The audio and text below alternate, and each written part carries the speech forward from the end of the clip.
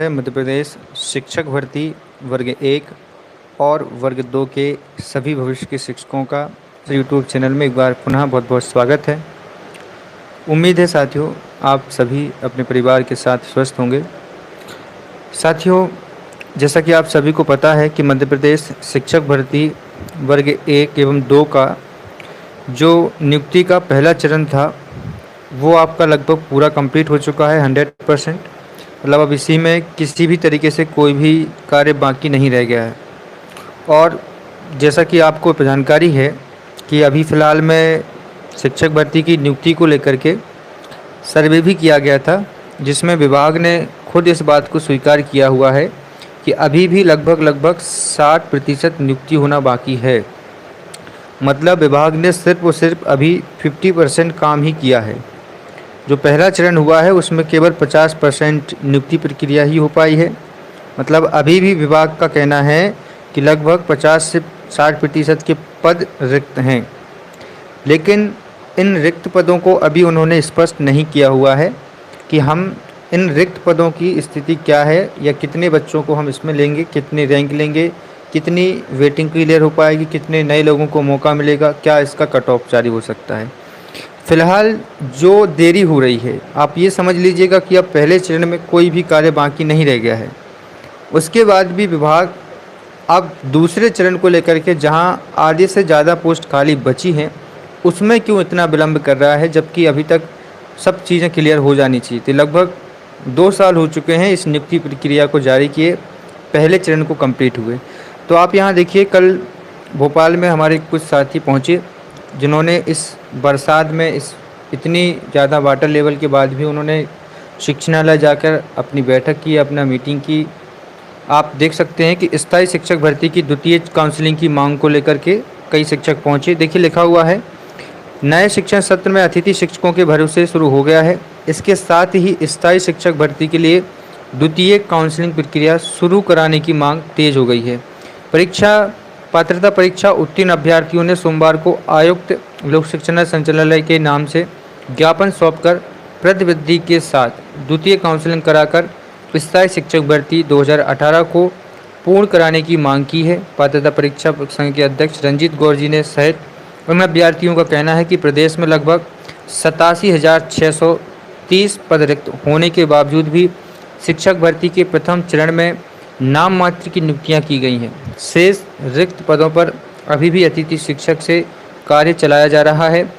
पात्र अभ्यर्थियों ने कहा है कि समय पर मांग पूरी नहीं हुई तो मानसून सत्र में विधानसभा और मुख्यमंत्री निवास का जो है वो घेराव किया जाएगा। तो ये चीज़ में आप समझ भी चुके होंगे कि आज मध्य प्रदेश की स्थिति ऐसी है, 87,000 से ज़्यादा। आप ये देखिए, ये सीधी तस्वीर आपको देख सकते हैं संचालनालय के सामने की है, जहां शिक्षार्थियों ने बारिश के बीच अपना धरना प्रदर्शन किया है। और ये हमारे वो साथी हैं जिनका नाम मेरिट में भी है, अच्छे नंबर भी हैं, वेटिंग में रखा हुआ है और नियुक्ति का कोई असर सामने नहीं नज़र आ रहा है। पिछले 4 से 5 वर्षों के बीच मानसिक प्रताड़ना से ये साथी मेरे प्रताड़ित हो रहे हैं, लेकिन इस चीज़ को सरकार जो है वो नज़रअंदाज लगातार कर रही है। इसमें भी वही चीज़ लिखा है, दोहरा रवैया अपनाया जा रहा है। यहाँ कहना है, अभ्यर्थियों का कहना है कि एलाइड विषय और डबल डिग्री वाले चयनित शिक्षकों को कोर्ट के निर्णय के अधीन ज्वाइनिंग दे दी गई है, जबकि ओबीसी वर्ग के चयनित शिक्षकों के लिए कोर्ट का प्रकरण होने का हवाला देकर परेशान किया जा रहा है। और यह दोहरा रवैया क्यों अपनाया जा रहा है, इसका जवाब किसी के पास नहीं है। मतलब सीधी बात यही है कि ये डबल डिग्री और एलाइड के विषयों में शिक्षकों की नियुक्ति दे दी गई है, जबकि वो भी एक कोर्ट का प्राधिधीन या प्रकरण है जिसमें अभी विचाराधीन है। तो ये भी बात सही है कि ओबीसी साथियों को नहीं रोकना चाहिए था। पहले चरण में ओबीसी जितने भी कैंडिडेट थे नियुक्ति दे दी जाती, बाद में आप इस चीज़ को क्लियर करते कि कितना समय लगेगा, कितना समय नहीं लगेगा। तो यही कहीं ना कहीं सरकार की भी इसमें गलती है। सरकार को ये चीज़ क्लियर करके चलनी थी कि जब हम एलाइड वालों को नियुक्ति दे रहे हैं और डबल डिग्री को नियुक्ति दे रहे हैं तो प्रदेश में इन शिक्षकों की अपनी आप में एक कीमत है। अब ओबीसी कैंडिडेटों ने क्या किया है, आप ये बताइए। सिर्फ ये सरकार की कुछ राजनीति के चलते ही उनको परेशान होना पड़ रहा है आज। तो ये तय करके सरकार निश्चित करके अपना जो नियुक्ति प्रमाण पत्र है वो उनको दे सकती थी। बाद में आप इस चीज़ को क्लियर करवाते हाई कोर्ट से, सुप्रीम कोर्ट से, जो भी आपका केस चलता। और ओबीसी की जो वेटिंग रुकी है, जो नियुक्ति रुकी है, वो कहीं ना कहीं गलत है। सरकार का, विभाग का डिसीजन गलत है। और इसके अलावा दोस्तों अब ये मान के चलिएगा आप सभी लोग, देखिए न्यूज़ आई है जिसमें आप देख सकते हैं कि सीएम राज स्कूलों में शिक्षकों की कमी, फिर से होगी भर्ती प्रक्रिया। इसमें आपको देखने को मिलेगा कि नए सत्र में कैसे दूसरे चरण के लिए नए शैक्षणिक सत्र के लिए सीएम राज स्कूलों में प्रवेश प्रक्रिया चल रही है, मगर जिले के ग्रामीण क्षेत्रों में स्कूलों के शिक्षक, कर्मचारी और प्राचार्य की कमी है। अगले कुछ महीनों में शिक्षकों की कमी होना है। शासन अपने स्तर पर चयनित उम्मीदवारों को दोबारा चॉइस फिलिंग का मौका देने जा रहे हैं। फिलहाल में अतिथि शिक्षकों के भरोसे कक्षाएं संचालित हैं। जिले भर में लगभग सीएम राज स्कूल 11 हैं, 6 शहरी हैं, 5 ग्रामीण हैं। स्कूलों का उद्देश्य छात्रों में गुणवत्तापूर्ण शिक्षा, पढ़ाई के साथ समग्र विकास करना है। शहरी इलाके भले ही स्कूल में तब्दील ना किए गए हों, अब इसमें हमारा उतना कार्य नहीं है, लेकिन सीधा साधा बात यह है कि चयनित उम्मीदवारों को शिक्षक बनने का मौका चॉइस फिलिंग के दौरान दिया जाएगा। तो यही है हमारा सरकार से तात्पर्य, यही है सरकार से मांग भी लगातार यही है कि आप जो दूसरा चरण है उसमें आप अपने आप को नज़रअंदाज ना करते हुए, सीधी बात है कि दूसरी काउंसलिंग प्रक्रिया में आपके पास जो भी पद अभी फिलहाल में बचे हुए हैं, लगभग 14 से 15 हज़ार के बीच में अभी पोस्ट खाली हैं। इन पोस्टों पर आप दूसरा चरण कंप्लीट कराइए। आपको इतनी जानकारी है कि यदि आपको लग रहा है कि प्रदेश में शिक्षा व्यवस्था सुदृढ़ नहीं है, तो आप ये मान के चलिए कि इन 14 हज़ार में भी यदि आप प्रत्येक विषय में 1-1 हज़ार पोस्ट बढ़ाकर यदि नियुक्ति देते हो, तो आपकी शिक्षा व्यवस्था भी सुदृढ़ हो जाएगी और आपके लिए जो प्रदेश में आने वाला समय रहेगा वो आपकी शिक्षा के लिए बहुत अच्छा रहेगा। लेकिन सरकार का मानना ये है कि यदि हम सरकार अपना बजट देखती है, अपना भरोसा देखती है, क्योंकि एक चीज़ निश्चित है कि चाहे सरकार बीजेपी की हो या कांग्रेस की हो या किसी अन्य पार्टी की हो, वो हमेशा फ़ायदा ही देखती है। क्यों देखती है? वही चीज़ है कि आज भी अंग्रेजी प्रशासन है। सरकार ने आज अतिथि या गेस्ट व्यवस्था को क्यों किया हुआ है? इसका सीधा फ़ायदा उनको होता है। जहां आज नियमित शिक्षक को वो 50,000 रुपये दे के यहाँ 5,000 रुपये में काम करा रहे हैं, तो वो यही सोचेंगे कि जितना ज़्यादा कम हो उतनी ज़्यादा नियमित शिक्षक हो, क्योंकि उनका जो बजट रहता है हर साल का, उसमें नियमित शिक्षकों को ज़्यादा वेतन और अतिथि शिक्षकों को कम वेतन दिया जाता है।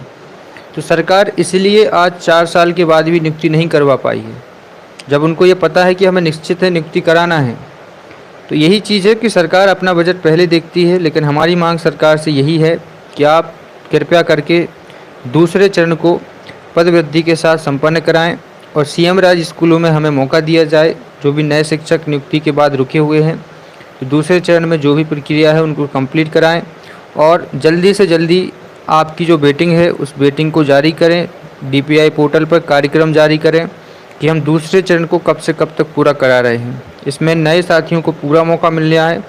आप ये मान के चलिएगा कि जिन साथियों का नाम आज भी कहीं पर नहीं है, उन साथियों को भी मौका मिलेगा। ऐसे कई साथी हैं, तो बस आपको कुछ नहीं करना है, अभी फ़िलहाल तो वेट करना है। जैसे ही दूसरी काउंसलिंग की वेटिंग और मेरिट सूची जारी होती है, वेटिंग और मेरिट, उसके बाद आपको ये तय हो जाएगा कि आपकी क्या रैंक है और क्या आपको मौका मिल सकता है वर्ग 2 में या वर्ग 1 में। तो फ़िलहाल आप वेट करिए दूसरे चरण का। जैसे ही दूसरे चरण की कोई भी कार्यक्रम जारी, मेरिट सूची या वेटिंग जारी होती है, हम आपको जानकारी ज़रूर देंगे।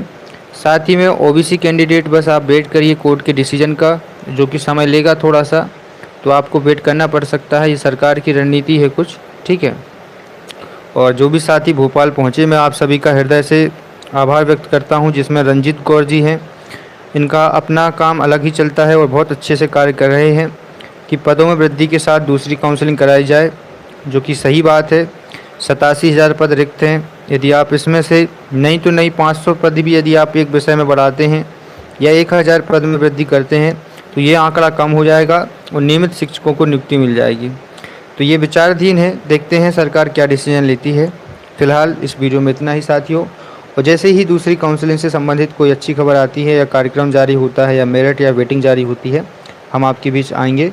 फिलहाल आप लोग थोड़ा इंतज़ार करिए। इस वीडियो में इतना ही। जय हिंद, वंदे मातरम।